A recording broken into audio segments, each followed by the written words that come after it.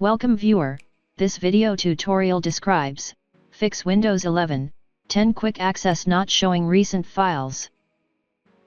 First method is click Start, Settings, click Personalization.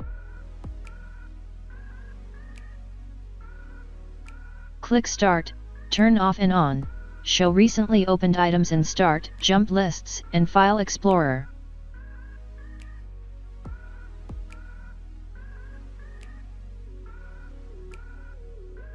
Second method is Open File Explorer.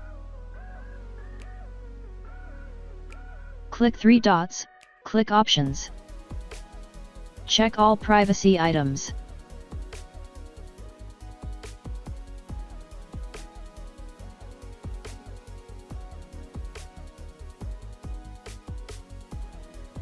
Third method is Open File Explorer.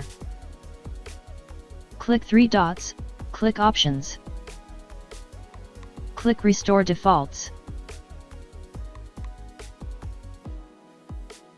I hope this tutorial helps to you.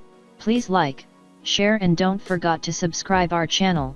Thank you very much. See you next video.